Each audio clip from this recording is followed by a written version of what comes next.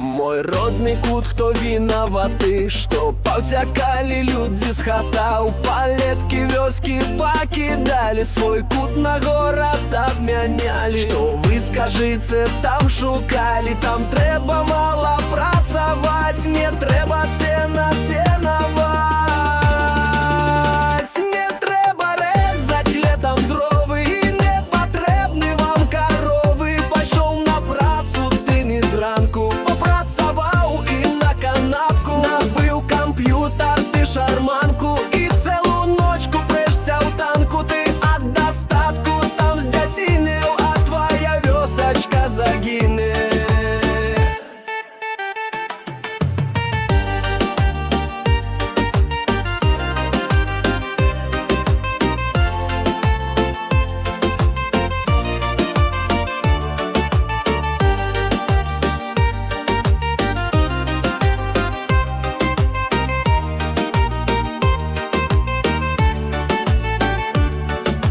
Засохне вяз, высохне студня, і бусел прылятаць не будзе. Дзяды жылі тут нашы пільна, і пехатой хадзілі ў Вільню. Яны абу так шанавалі, перад мястэчкам абувалі. Зярнятка кожнае лічылі, рукамі бульбачку лупілі, і з крапівы бульон варылі, лучынькай хатачку свяцілі, кашульку зрэбную носили. Яны аддана працавалі, шляхоў лягчэйшых не шукалі. Зімой у вёсках галадалі, і хлеб з мякіны выпякалі.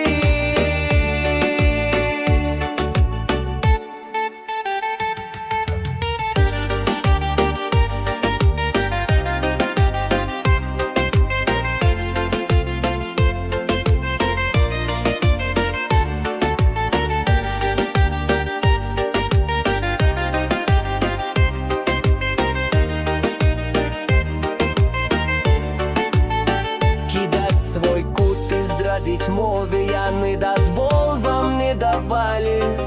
Унукі з горада прыйдуць, не разумеюць мовы дзеда. У лесе ночкай не блукаюць, папараць кветку не шукаюць. Яна тут ёсць у нас, здаецца, чуждынцам